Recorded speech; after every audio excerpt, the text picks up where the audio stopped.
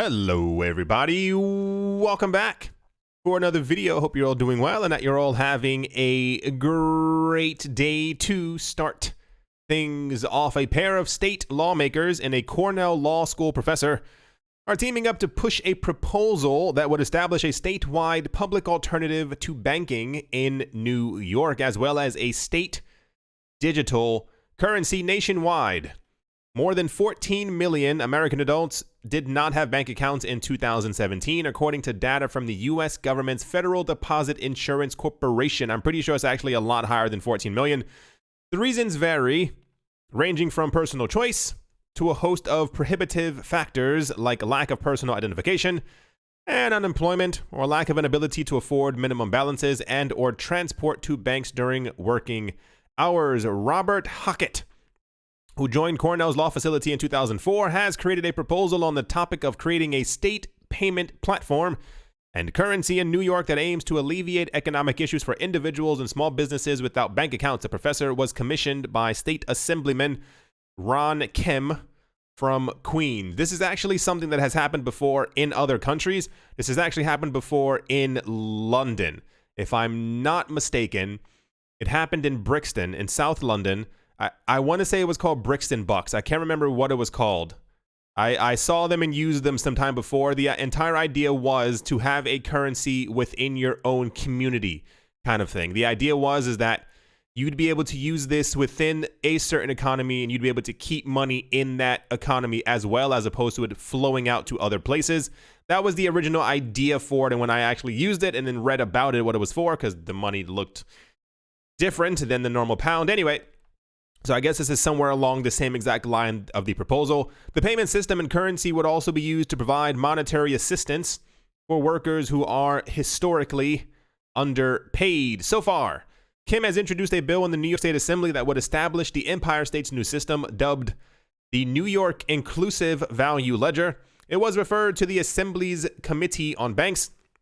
State Senator Julia Salazar from North Brooklyn, I don't know why there's a distinction, is spearheading the parallel legislation in the other chamber. The platform would establish a system of individual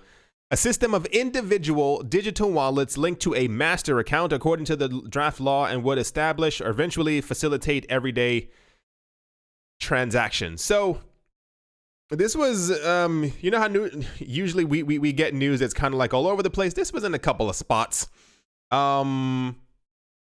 So first, this is probably not going to pass.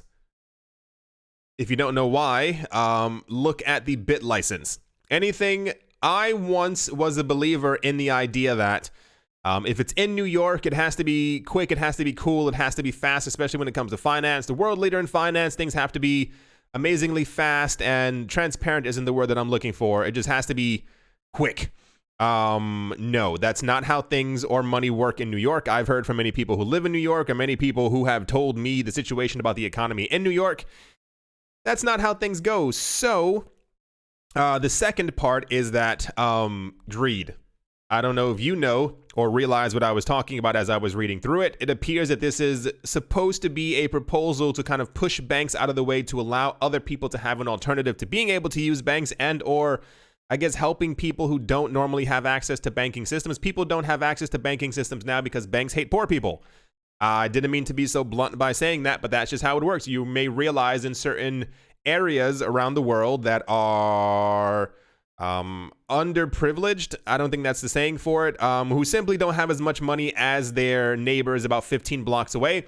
There may not be a bank. There may only be a check cashing place, as they are called. Simply because banks don't like poor people. Poor people don't bring big business for the banks because banks don't care about anyone.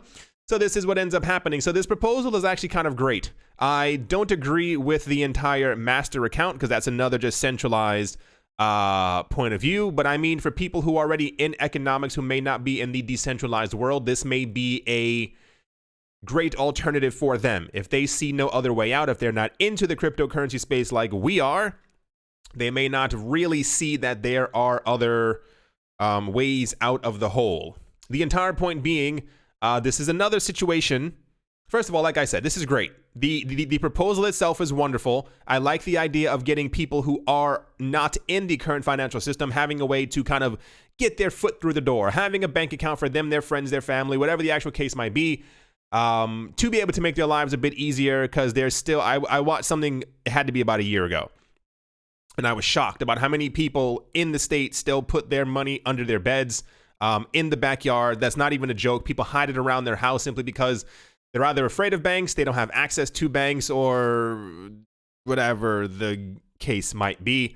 Once again, this is a situation where I hope in the future that people learn more so that we can... I feel like a lot of their problems could be alleviated, and I think I'm still 10 to 15 years too far ahead from where we are right now. It's not plausible that a New York State assemblyman, worker, whoever the people we were just talking about, would simply go Bitcoin. No, the answer has to be Bitcoin. I don't think they know enough. I don't think that there is enough research on their part to be able to even understand how they could implement that, or even any other cryptocurrency. It could be XRP, it could be 123, whatever coin you were thinking of, that could also be an alternative. But I feel like our systems aren't robust enough to be able to handle that. And even more so, I think it would cause a lot of confusion. And this is why, I mean, there are people within the cryptocurrency space who don't even know how to use crypto.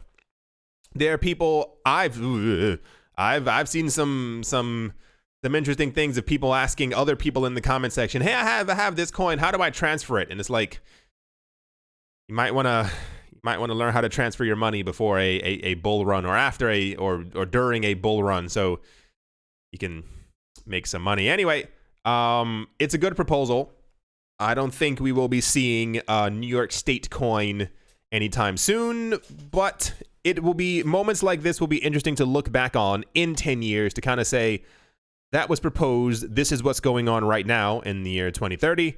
Anyway, let's move on. Next up, crypto lending startup known as BlockFi now supports Litecoin and the dollar-backed stablecoin USD coin, or USDC, on its platform, enabling users to earn interest on, trade, and receive loans backed by the assets. The initial annual percentage yield on the assets will be 8.6% for the stablecoin and 3.78% for Litecoin. In 2020, the company aims to add 5 to 10 new assets, including USDC and Litecoin, and is looking most aggressively at the top 20 cryptocurrencies by market cap and US domiciled dollar-backed stable. I don't know this guy, but I would love to have a discussion with him and about 5 other people as to why they are so aggressively trying to shove stablecoins down everyone's throat. Realistically, we probably need about 3 of them, if even. We don't need stablecoins in a centralized... Gosh, my head. In our market, stablecoins have a purpose, but they're not needed. If you understood what I meant, digital high five. For some reason, and I'm sure you've noticed as well, every time that we end up talking about situations like this, it's always companies trying to make sure that they have support for 15 new stablecoins, or this stablecoin, and we're adding this stablecoin, and it's like, yeah, but no one's really using them. Like, especially when you actually look at the actual numbers, I think the top stablecoins are Tether. No one is even close to beating Tether right now. And what's the other one? I think it's like in the top 30 or something like that. Besides that, all the other ones aren't really used. And I feel like it's maybe what's happening is, remember all the controversy that we had with Tether before? Maybe this is the runoff from it. Maybe this is all the institutions trying to get other coins out there more so that they can surpass Tether and they can be done with the entire Tether legacy. I don't know, but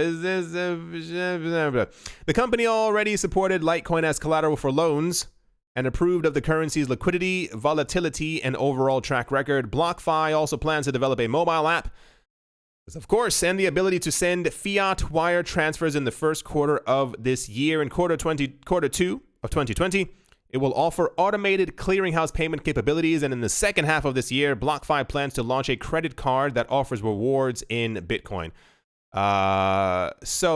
Crystal ball, BlockFi is probably going to become large just because of their frequency in the news, the amount of companies who are backing them and or working with them. Litecoin being added to their platform is not Litecoin working with them, but the news that we've had before of the amount of companies behind the scenes, or they have mentioned, or they have a new partnership and stuff like that with BlockFi, probably lets me know that BlockFi probably has a lot of money in their coffers.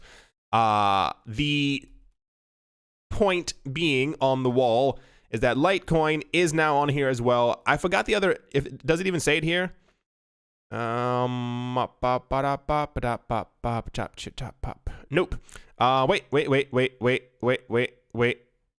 Wait. Yes. Wait. No, yes. Wait. All right, yeah, it's the I was trying to see if they had the interest rates for the other coins that they have on their platform. They have Ether and they have Bitcoin. So on BlockFi, once again, not financial advice. I mentioned this before. If you plan on using BlockFi, please do an enormous amount of research. You getting into BlockFi now versus you getting into BlockFi 6 months from now will basically be the exact same thing. The interest rate, I assume, will still be there. So take the time to learn about where you're putting your money, even though the interest rate may be awesome, amazing, beautiful. Just make sure you know where you have your money. Litecoin is 3.78%. It says in December, the company made the terms more favorable to users, applying the 6.2% rate only to holdings lower than 10 Bitcoin, with everything above that earning 2.2% annually. For Ether, deposits below 1,000 Ether earn 4.1% annually, and everything above only 0.5%. Who has over 1,000 Ether? Anyway, yeah, Litecoin's now on BlockFi. I assume we'll hear other coins. I don't think XRP is on there. I don't think any other coins except for those three at the moment: Bitcoin, Litecoin, and Ether. I assume they're looking at other coins. The other coins I assume that they're looking at, oh boy, I don't know. It's difficult. A lot of the other coins are either garbage or are like proof of stakey. And even then, some of them are like delegated proof of stake. So it's not the same kind of proof of stake. So I don't know how they would continue to offer those interest rates to people. Anyway, that's the BlockFi Litecoin news, and let's move on. This chair is horrible. I keep like squirming around and I need to buy a new chair. Next up, in news that was everywhere, and I don't mean in somewhere, I mean on every single website. This was everywhere. Elon Musk is at it again, dropping an innuendo-filled tweet that instantly riled up crypto Twitter. Just 6 short words were enough to flurry up a tweet storm, as the founder of SpaceX and Tesla wrote. He said, "Bitcoin is not my safe word." What was he trying to say? For some reason, Elon Musk wrote, "Bitcoin is not my safe word," and everyone completely lost their minds. About a day or two ago, for those of you who didn't see it, I think they launched 60 or 80. I want to say 60 new satellites into space. SpaceX is trying to make a space constellation for an internet that everyone around the world can use. Apparently, what we heard years ago is that it's supposed to be free. I read somewhere that it costs a couple of $100, I think, per year, something like that. These are the current rates. I remember when this was initially proposed, it was supposed to be free internet for the entire world. I guess money got in the way. The other part of it being, no, that's it. Yeah, people are actually dissecting what this man said, as opposed to just realizing that Elon Musk can be... Elon Musk really is like Tony Stark. Tony Stark just does really weird things sometimes. And he says, I'm pretty sure if Tony Stark had a Twitter, he'd also be ranting nonsense sometimes, but we'd still appreciate that he's Iron Man.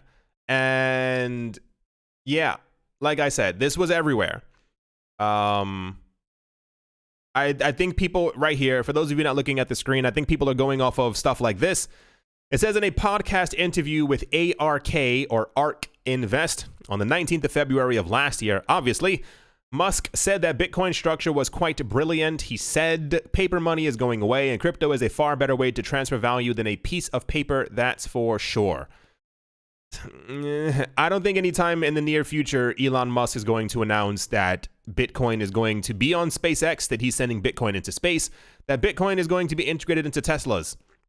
I just assume he took out his phone, wrote a couple of words, fell asleep, and was just trying to make everyone go insane.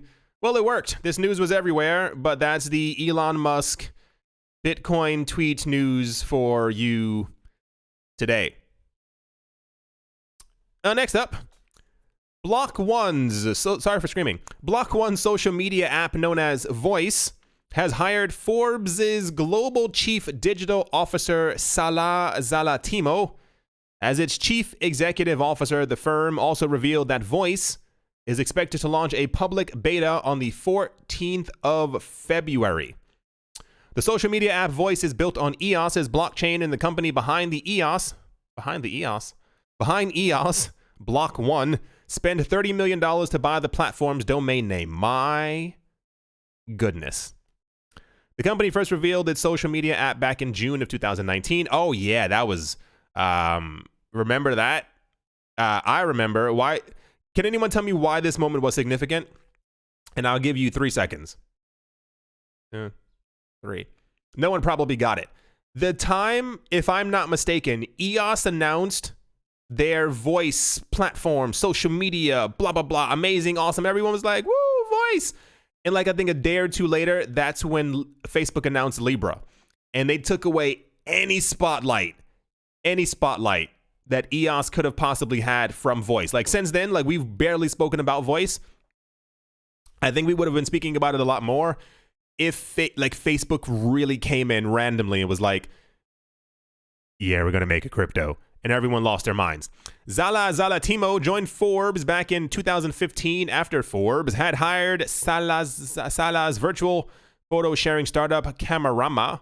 Salah had played a vital role in the success of Forbes in the digital world, yada, yada, yada, money, money, money. Brandon Bloomer, CEO of BlockOne, said that the current social media platforms are designed to use their users. He also emphasized on the importance of data protection and digital property rights. He added that social media platforms, by design, run by auctioning users' information to advertise and pocket the profit. Voice changes that, he claimed. Voice being built on the EOS blockchain further allows for more transparency. So we are about a good month and 4 days away from this launching its public beta. Do you think it'll work out? Do you think it'll be good? Do you think it'll be interesting enough for everyone to use? I'm pretty sure when they announced that you could, I think it was like a pre-sign up on their website or something like that, that you could sign up for the beta. I'm pretty sure I signed up for the beta. We'll see if it actually ends up working. I've been looking for other alternatives to things. I guess side note, for those of you who don't know, if you scroll down like the video like a little tiny bit, there should be like a word that says join. I added a YouTube membership feature to the channel. I think that's what it's called. It's more like a I love you, you love me. That's not at all what it is. Kind of thing on the channel, and it's more like a I've been having a lot of issues with YouTube lately. And, right. So I'm looking for alternatives to kind of, right. Anyway, there's the little join button down there if you're looking to join and or be a supporter and or be a YouTube TMI member, as it were. Back on track. I just thought of it because I forgot that I had even done it. Back on track. I would like to see Voice succeed. I just don't care for that entire part of having to give EOS my identity.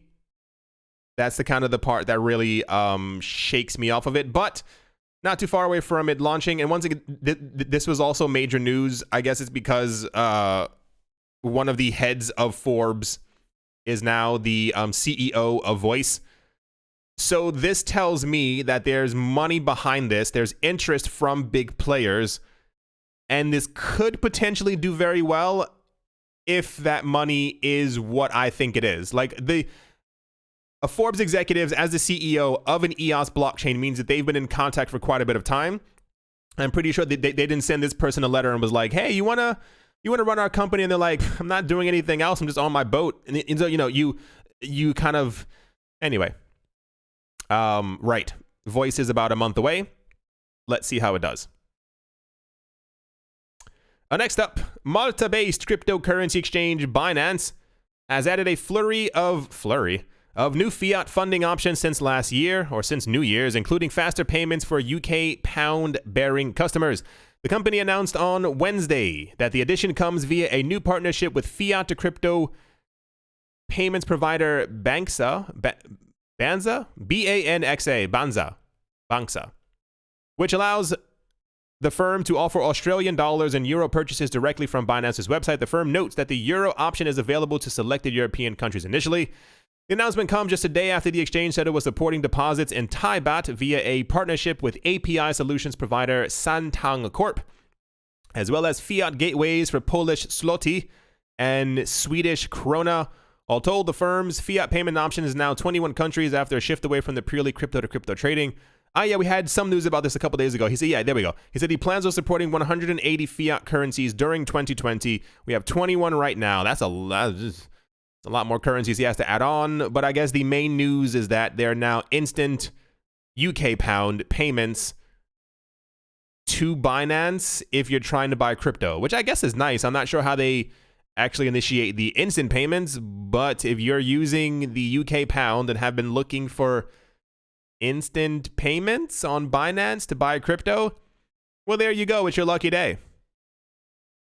And to finish things off, it says increasing global uncertainties and a weak dollar will likely push more investors into Bitcoin as it becomes recognized as a store of value. The cryptocurrency's fixed supply will further drive price increases throughout the year. This was written on Bloomberg. Bloomberg and Forbes, the last couple of weeks, especially at the end of 2019, have randomly become very bullish on Bitcoin. If you remember before, in 2018 and 2019, the articles, the news, the stuff that we had was that Bitcoin wouldn't fare well. Bitcoin wasn't doing so. You could find a couple of articles that said that, or claimed that Bitcoin was dead. And I think this is our third article this year already from Bloomberg citing the wonderful magicalness of Bitcoin's price and where it's going to go. This is also another reiteration of another company, organization, institution, Bloomberg, whatever, talking about their bullishness on Bitcoin's price in 2020. Everyone's leading or has gone to or has come to the exact same conclusion over and over and over. I said this one retest 14,000 at the time, the weak dollar, stock market volatility. And I'll get to something actually after as well when we're actually finishing off the video that's been happening within the cryptocurrency space. It says Bitcoin has been long seen as a digital gold, in part because of its limited supply. It's a limited asset that cannot be easily increased to meet changing demand, much like the yellow metal. The halving event expected later this year will reduce block rewards from 12.5 Bitcoin to 6.25, further adding to supply pressures should demand continue to grow. Yeah, there's not much more for this. They go over the point of what Bloomberg was talking about is over the last 10 days, the current global economic events, how they have potentially fueled Bitcoin's price. Bitcoin's price is up, the spikes and all that other stuff, and how when gold's price starts to go down or the tension is alleviated, Bitcoin's price also slinks down as well, which is leading a lot of people to believe now that gold may actually be in the process of becoming a stable asset that is going to be used as a store of value, all those other things like that. Anyway, yeah, this was also on a couple of other websites. Not the Bloomberg one was, but also just in general, other analysts coming forward out of the woodworks talking about how awesome Bitcoin is going to be in 2020. Give me like half a second. I'm a bit of an idiot and I don't plan ahead. Wait for it. Hold on. Wait. Okay, there we go. As always, a very special thank you to my Patreon supporters.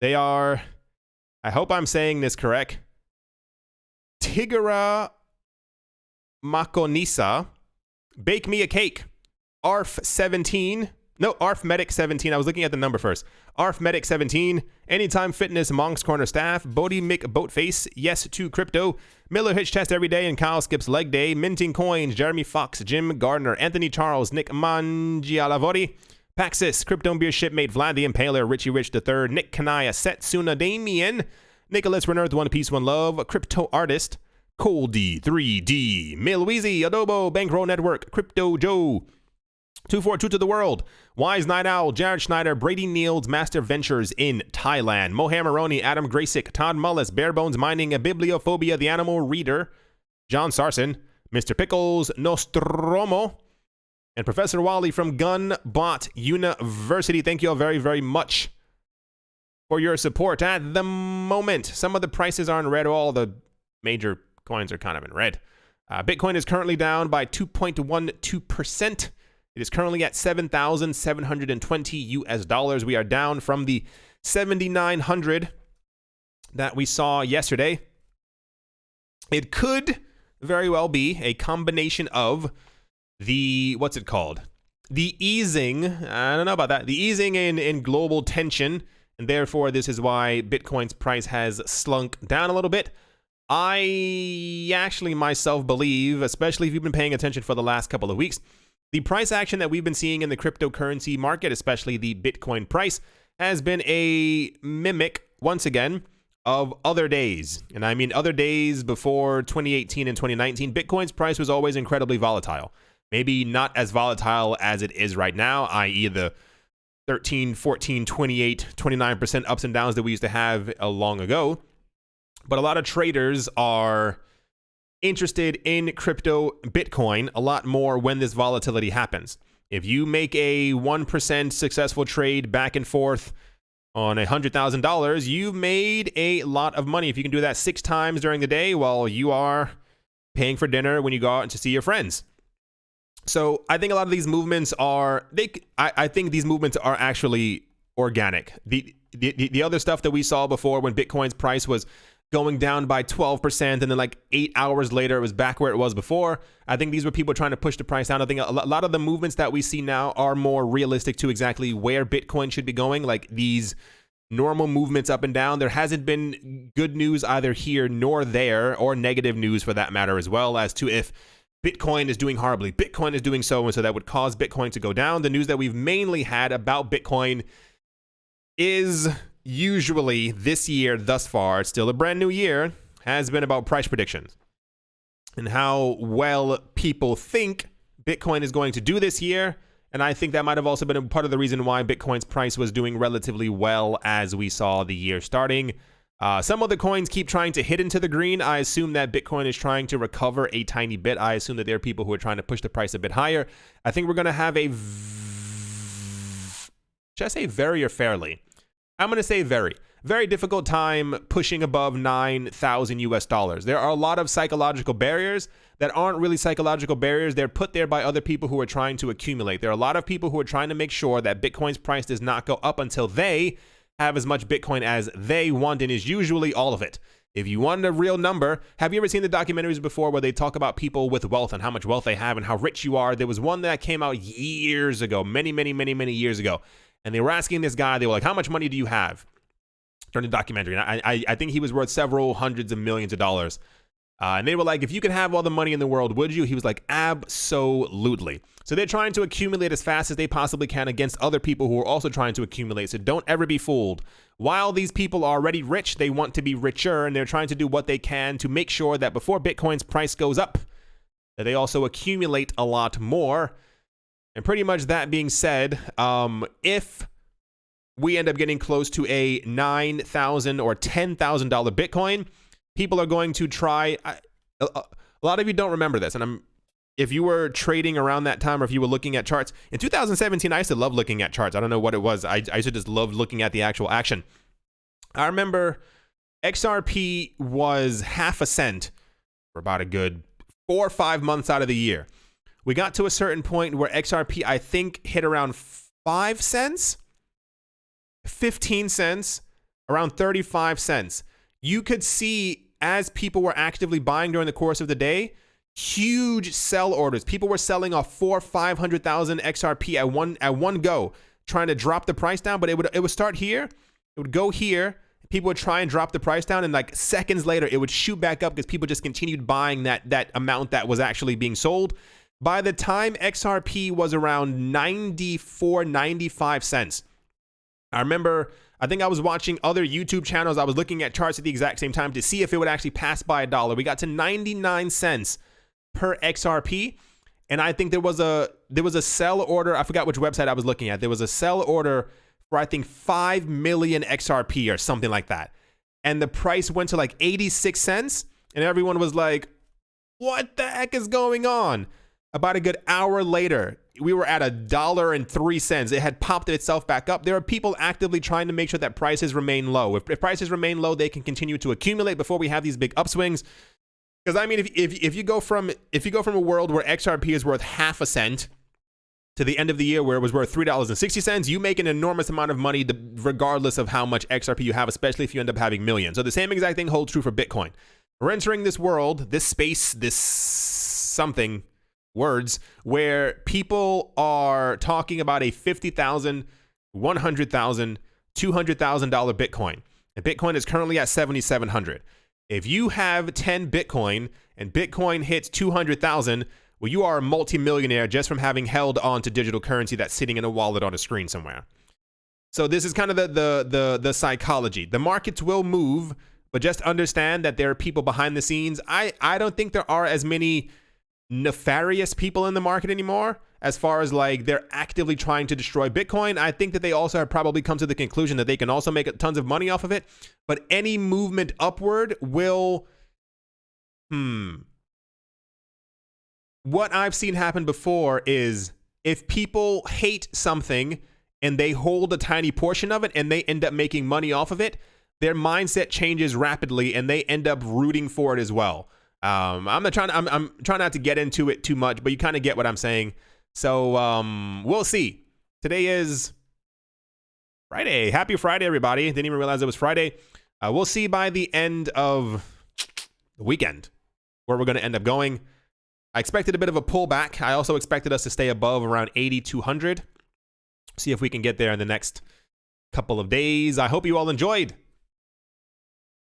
Hope you all are having a great day, a great morning, a great afternoon, a great evening, wherever you are, wherever you might be. I do hope it's absolutely fantastic. Thank you all once again for watching and or listening. It's time for me to go make some videos for the second channel. Thank you all once again for watching and or listening, and I will most certainly be talking to you all soon. See you.